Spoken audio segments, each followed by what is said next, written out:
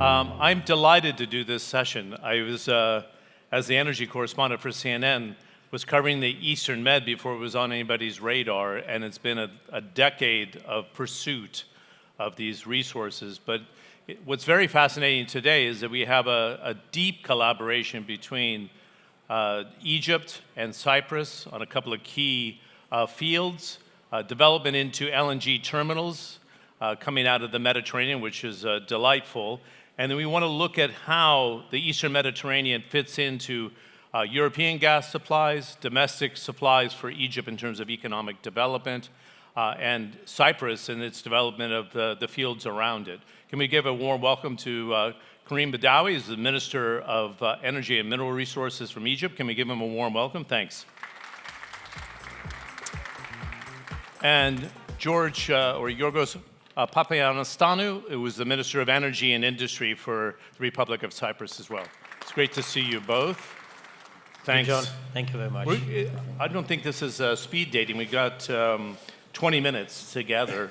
But the very interesting thing about this is like there's deep collaboration.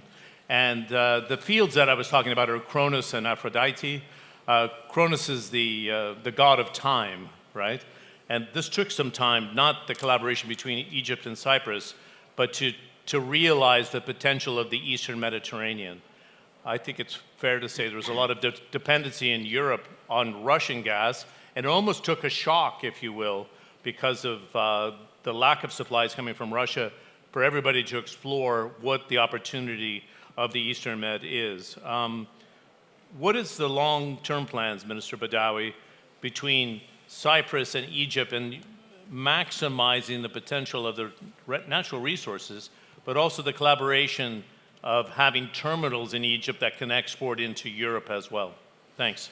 Very good. Thank you very much for and for me it's always a great pleasure and honor to be with my dear friend, His Excellency Minister George Papanastasiou. And for me, when we look at the relationship between Egypt and Cyprus, I think the best way to describe it is as strategic, reliable partners, and really a collaboration and a partnership which is built on trust and mutual value creation. For Cyprus, for Egypt, and for Europe, and really for us, it is really a matter of how we are enabling the maximization of value of the molecules which exist in Cyprus, leveraging the infrastructure which exists in Egypt in terms of liquefaction and in terms of enabling those molecules to reach their end destination, in Europe or wherever might be decided, by the investors and the Cyprus. Good. If I can, Mr. Papanastasiou, what other blocks are going to be explored? Because we're looking at Cronos and Aphrodite. If you want to give a sense of what those hold in terms of potential, and is this the end of the game between the collaboration? There's more to come. Before I answer the question, myself and Minister Badawi, we became twins lately. We have been moving around the world, trying to do this collaboration and communicate it. In fact, what is happening in our exclusive economic zone, we have two mature discoveries. The first one that we all know of is Aphrodite in Block 12, and in Block 6 is the discovery of Cronos. Cronos, it's at the proximity of something like 70 kilometers from Zohr, which is in the exclusive economic zone of Egypt. And we all know that Zohr is already in operation. It has infrastructure which connects the discovery with a landing point in Egypt. And of course, the landing point in Egypt is connected to the internal grid of Egypt. So the investors, being Eni and Total, they thought that the easiest way of developing it and the quickest way is to connect Cronos with Zohr. And in fact, what they are doing, they are doing some seabed surveys as we speak, in order to lay a subsea pipeline to connect the discovery of Cronos with the infrastructure in Zohr. And this is the quickest way of doing it. It makes a lot of sense in terms of financials, I mean, the investment is as low as possible, simply because it is utilizing the existing infrastructure that has capacity in Egypt. Good. I was in Cyprus 10 years ago, and there was talk of building an LNG facility for yourself. But now with collaboration, it's not necessary. Then you can use existing infrastructure that Egypt has, right? Yes, I mean, this cross-border collaboration, it's something which makes a lot of sense. Instead of developing, having new investments and developing LNG plants in Cyprus or FLNGs, it makes a lot of sense, provided that the investors are also in agreement with solutions like the one we are, let's say, proposing. They are proposing for Cronos, that the extra capacity that exists in the existing infrastructure, it is utilized. And in fact, it's only minor infrastructure which is missing to connect Cronos with the liquefaction plant in Damietta. And the project is an LNG project. LNG means that the investors and the partners, they have decided that this is a project which will liquefy the majority of the gas that's coming out of Cronos. Of course, we will never exclude the possibility of supplying the domestic market of Egypt if there is a need and when the time comes. But the gas sales agreement, which is expected to be signed sometime this month between the sellers and the buyers, they will make reference only to LNG exports. Interesting. How do you handle the tariffs and transportation in this model to make it very competitive, would you say, Minister Badawi? No, I think for us, again, it's all driven by economics, right, and collaboration and partnership. Whenever you're looking at Egypt, we have, in terms of reserves, in terms on oil and gas, there's a lot of activity in terms on exploration, right, which is taking place.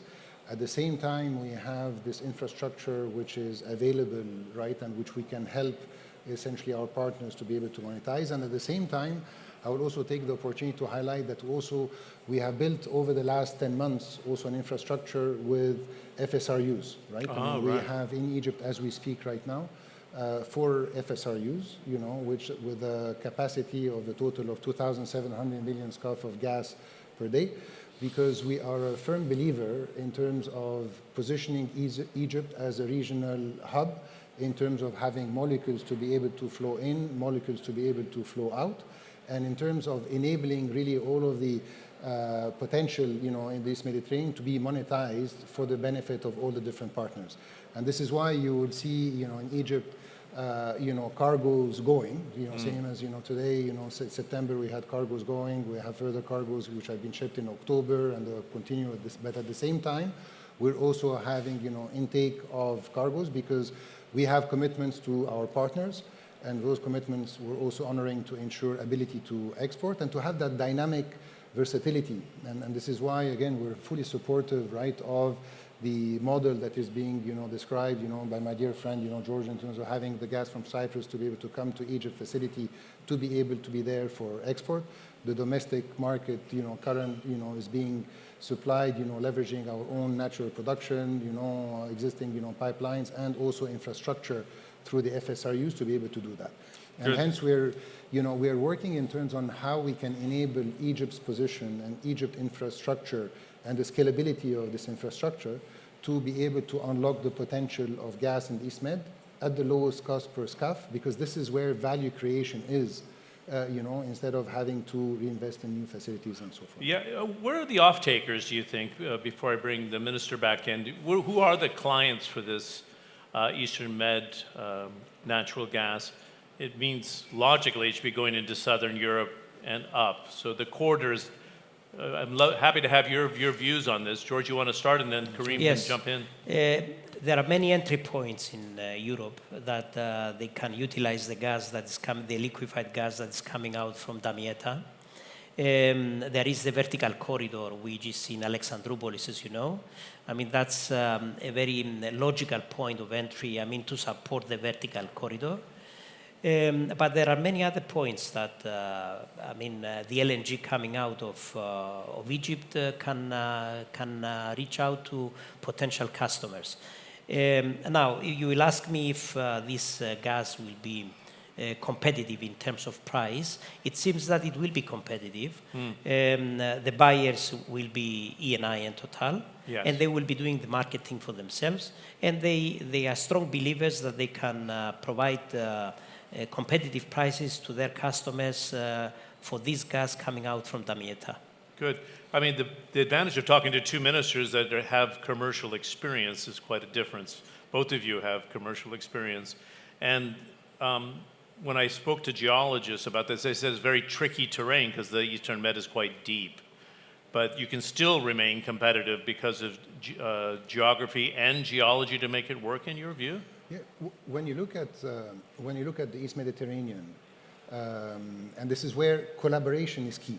Yes. Right? Otherwise, every man for himself doesn't work, right? Exactly. If you go and try to replicate, projects from A to Z and have rebuilt infrastructure and rebuild pipelines and so forth, all of that adds to the cost, of the end product. And the end product essentially has, a buyer, and that buyer will always look for the cheapest, source. Yes. And this is why when you look in terms on the commerciality, the lowest cost per barrel, per scuff, is really what will drive the economics. And this is why when we're looking in terms on what we're doing together really with, with Cyprus, is really something which also changes the economics right within the region and re-emphasizes really the ability to actually to connect to existing infrastructure.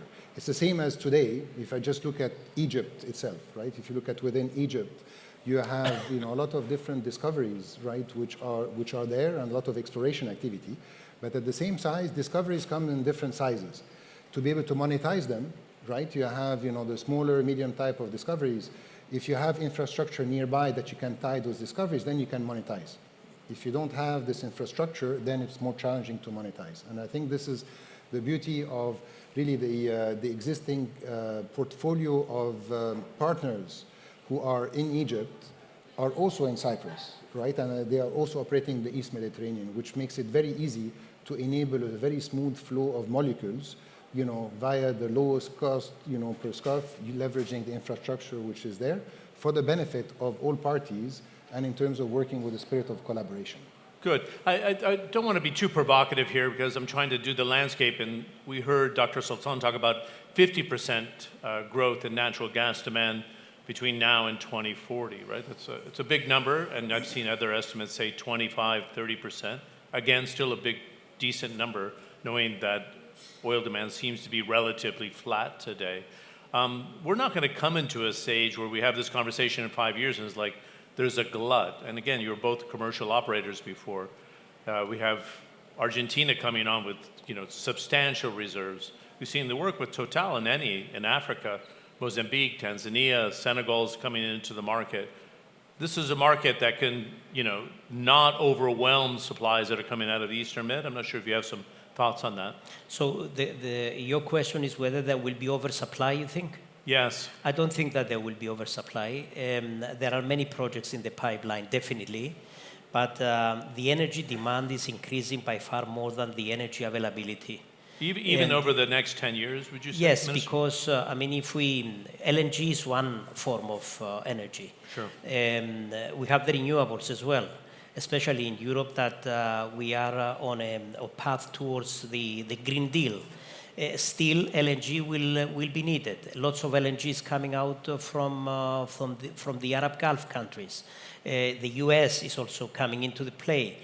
Still, I believe, the energy demand will be by far higher than the energy availability. Interesting. You share the same view, Karim? No, absolutely. And I also want to highlight that those molecules are not only for power generation, right? So this is why I also mentioned, I always talk about my 6 pillars, and I talk about the second pillar, which is really around the infrastructure and the petrochemical front, and the refinery front, and so forth. And, that requires feedstock. Gas is a very important feedstock for the petrochemical industry, which will actually continue to grow. So if I just look in terms of Egypt with the maturity of the petrochemical sector, right, which require gas as feedstock, then there is a lot of application, a lot of growth, whether in terms for actually a growing local market. We have a market of 120 million people I know. and growing, right? So again, so in terms of being able to monetize, molecules, Egypt will always be there, to be able to provide a pathway for monetization, whether through energy or whether through gas for feedstock, for the petrochemical sector, fertilizer sector, for food security in Egypt, and also for the region through export and value-added creation. And at the same time, this is where, again, the optionality of leveraging the East Mediterranean with the existing infrastructure to be able to provide a pathway for those molecules to be able to make their way, to Europe if it's required as an energy input, for the Europe infrastructure, or if it is required in terms of as a feedstock for the petrochemical sector, growth, in Egypt for value creation and exports, for Europe, right, or for different markets, in Africa or in other markets, or in terms of making sure that you actually have those molecules to be able to be monetized as export goods for different markets, for the investors. So there's a lot of optionality, but the key is how do you make unlocking this gas actually at the lowest cost lowest cost per scuff, leveraging existing infrastructure, leveraging this collaboration, which is always a win-win and which only reinforces really the relationship. Yeah, I have between to the countries say, in the because region. we've had these conversations over the last 4 or 5 years, wouldn't it be simpler to have collaborations so you're not duplicating infrastructure and you both delivered it, which is incredible. Very quickly, if I may, Minister, beyond Cronos, beyond Aphrodite, what other potentials do you see in the Cypriot waters by demarcation? Yes, in Block 6, other than Cronos, we have Zeus and Calypso, again, with the operator being Eni and the partner is Total Energy. In Block 10, we have Glaucus and Pegasus, which is a recent discovery. This is under ExxonMobil and Qatar Energy. Wow. In Block 12, we have Chevron, NewMed, and Shell, which is Aphrodite. And of course, we have many other explorations which they are happening. There was one well in Block 5.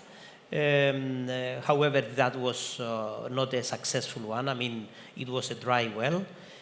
Still, there will be other licenses which they will be provided, and we are discussing with other interested parties in order to proceed with the exploration program. But Do you think you're, sorry to do that to you, but you think we're about 20 or 30% there in terms of what the potential is of those waters? I mean, in our exclusive economic zone, Yes. in total quantities, possibly we are reaching to 25 TCF. Right. 25 TCF is quite some substantial quantity.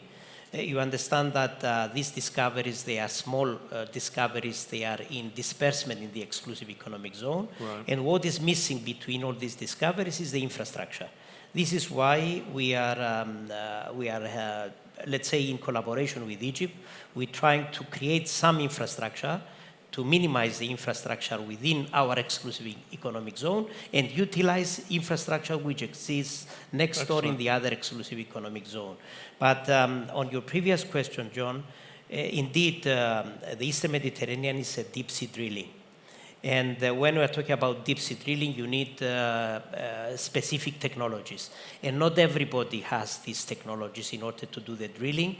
But the companies that they have been chosen in that part of the world, I believe they have the capability. They have already proven it in Egypt. They have proven it in other countries in the neighborhood. And also now they are proving it in Cyprus as well.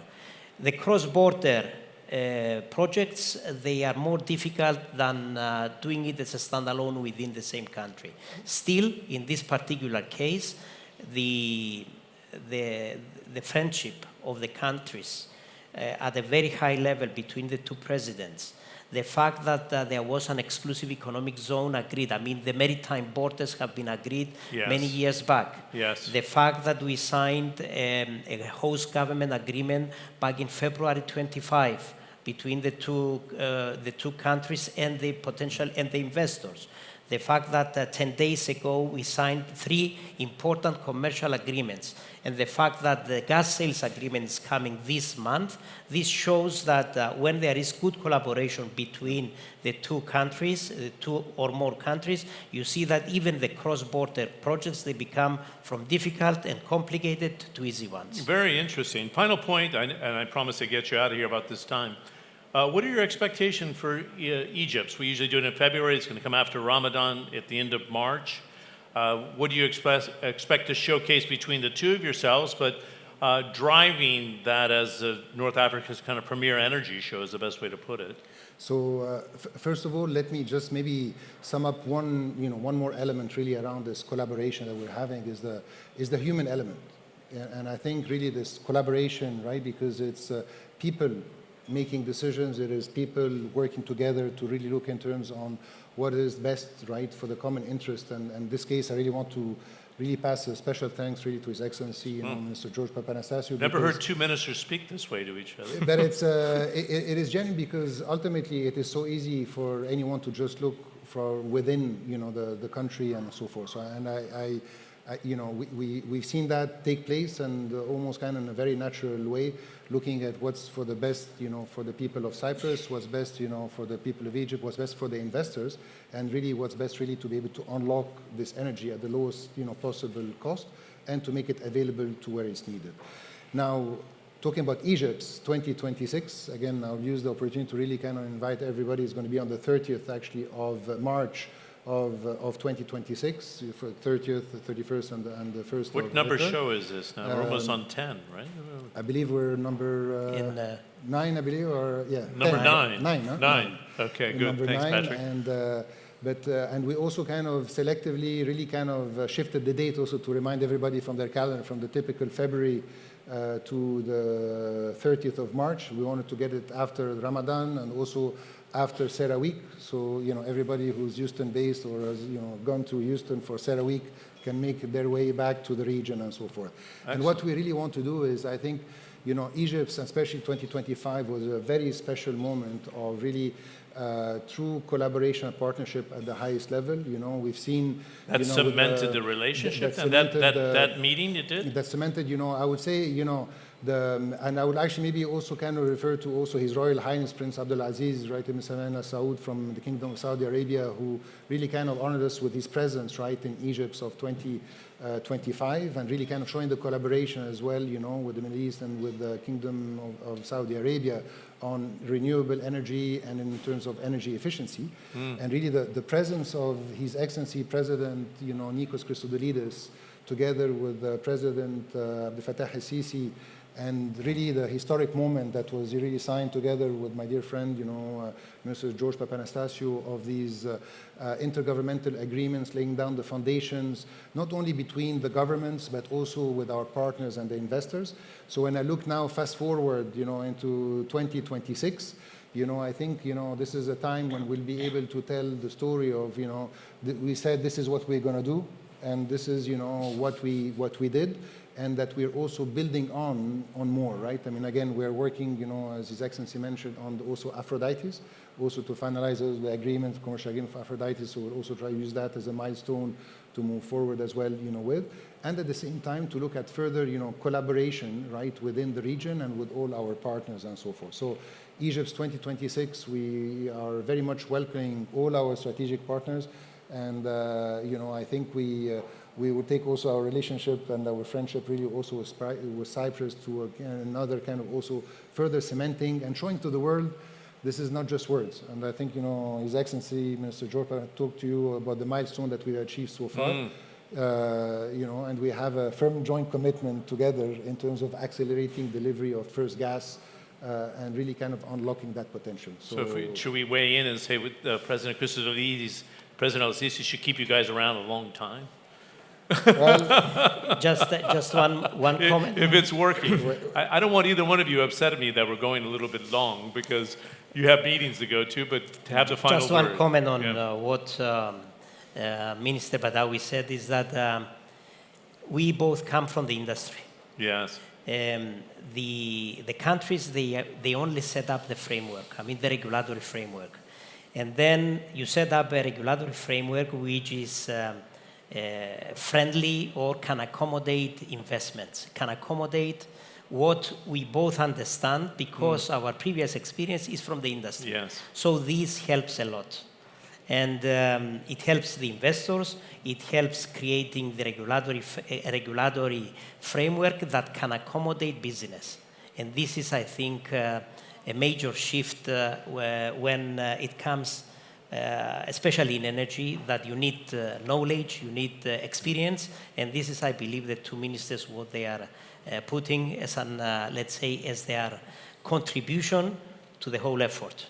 Good. And I would imagine the Eastern Med Gas Forum, right? It makes a difference, right? Because that was a policy initiative to have these dialogues take place, right? It's effective in that respect. I believe, all forms of collaboration are very important. And the East Med, Gas Forum, Egypt, participated in terms of creating that. All the partners in the East Med Gas Forum play a key role, right, in terms of really, unlocking the potential of the East Mediterranean to enable really those molecules to make their way to where the energy is required, and in terms on leveraging, those molecules as a pathway for growth in all the different countries where this is needed. It's great. I tell you, I was covering this for many years and it didn't go anywhere. So it's extraordinary, the building blocks to get us to where we are today. And as you said, you're not done yet. Thanks a lot for suggesting this fireside chat, because I know the two of you thought it was time to kind of come out and say what's going on, but everybody saw the Eni Total in this industry and in this community. It was a major milestone. Can we give a nice warm thanks to the two ministers? Great to see you again. Thank you. Thank you very much. Thank you. I know they want to take one photo before you. Yes. Thank you.